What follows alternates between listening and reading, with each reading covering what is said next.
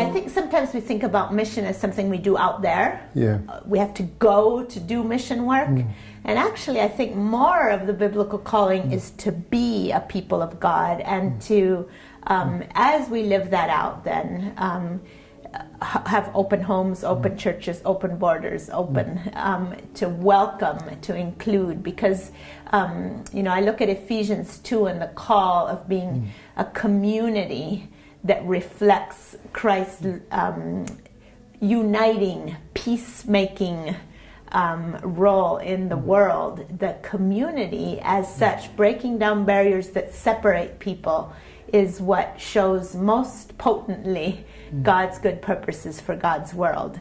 And it seems kind of, it's really almost shocking to think that we, with all our brokenness, all our prejudice, all our greed, that we as God's people are God's dwelling place in the world. And so if we are God's home in the world, then we're called to welcome others into that home.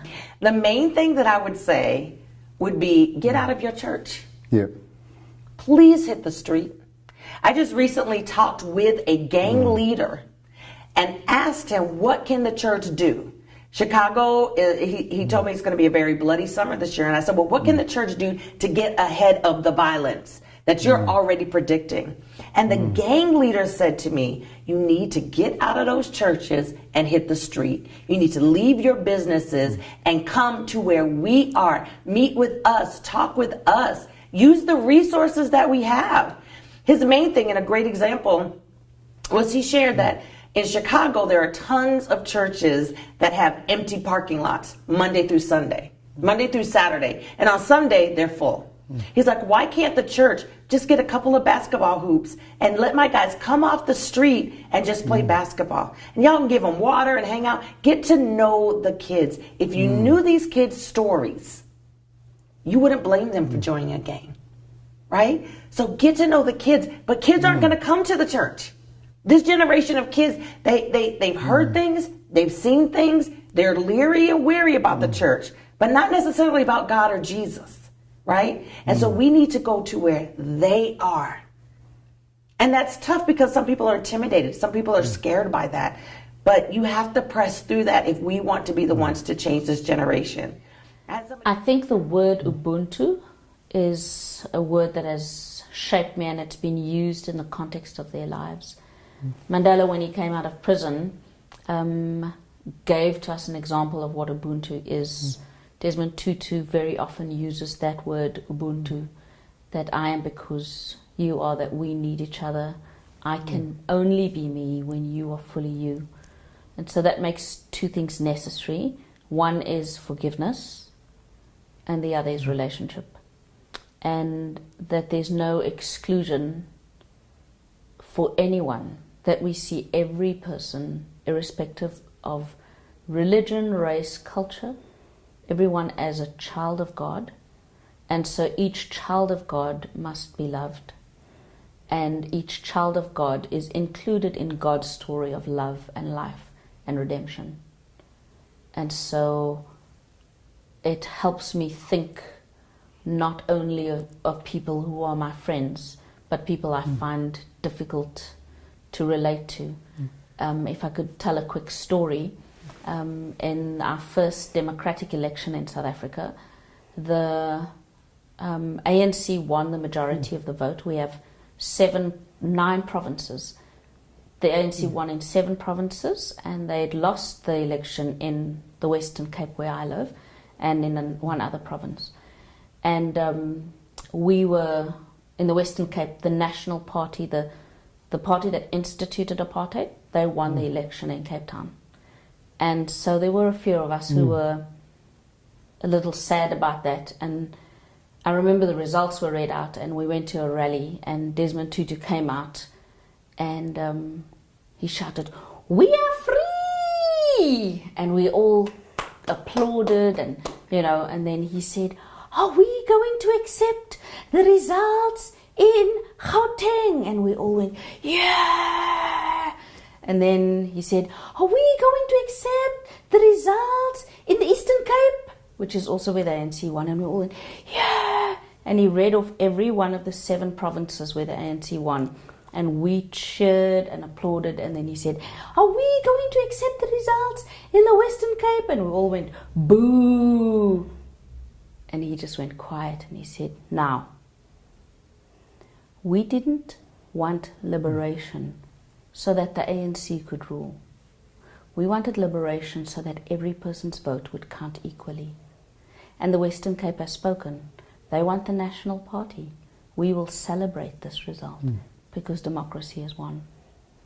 And I mean, that's a bitter pill to swallow, but it's wisdom from people like him who are able to guide us when we find things don't go the way we want it to go, that actually there's a deeper story, there's an appreciation for all of God's children. Even when we don't get what we want, we must find the humanity in everyone and respect the choices of everyone, even if that doesn't suit our purposes. So, in terms of what we would want to see for our immigrants here in the U.S. and globally, I would think that every Christian should see immigrants as made in the image of God. We start at the beginning, and at the beginning of the scriptures, we're told that all humanity is made in the image of God. And so we begin there as believers, not seeing them as an enemy or as a threat, but as image bearers. And if we mar the image of God, we do him a serious disservice, and we point a watching world to a faith that doesn't actually reflect something that's scriptural and biblical. We say that still peace is possible in Palestine, Israel. And we continue our work, working on the farm, planting trees, as we have a volunteer here. The idea of Tent of Nations, that we invite people from different countries to come together for dialogue, interaction, because my father don't believe in that peace will be achieved in Palestine, Israel by shake hands. It needs to have interaction, dialogue. So Tent of Nations was established according to the dream of my father. All his life wish to get one peace in Palestine, but never happened. My father died. He left this message that to devote part of his farm as a meeting point between locals and internationals.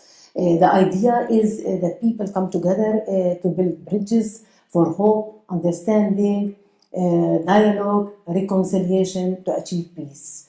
This was the idea is for the future of our young generation and Israeli generation to grow up without hatred, coming together to understand each other, that we have to deal with each other as a human being, not as a religion, not as politics, but as a human being. Here, we were invited to lunch after church to an elderly couple in the church, as British as you can get. A brother, sister, who they were born there, they grew up there.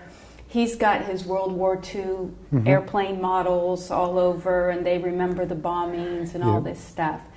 And I thought, I have 3 children, they were quite little, this was 4 years ago, and I thought, oh, this is just going to be a disaster, 3 kids bouncing off the walls in this couple's home. And that couple, she's a retired teacher, he's an engineer, retired engineer, they're both in their 80s. They are the ones that these neighbors bring their kids. The Somali will come, Anne, would you look after my kids for a couple hours? And they just do that because that's what you do when you love Jesus. They're not theologians, they're not missiologists, they just are Christian. And it was such a lesson because, to me they were just stereotype British, and I'm from Brazil thinking, oh dear. And here this amazing couple doesn't live, I wish the neighborhood was the way it was 50 years ago. they're the ones that take care of these kids and open up their house, and it was so amazing. And I thought, now that's a sign of hope. That is hope. It's not just a sign. And their testimony and witness on that street is remarkable. The Global Church Project is located at www.theglobalchurchproject.com. On our website you'll find a wide range of interviews and resources for colleges, universities and churches. I look forward to your company next time. From me, goodbye.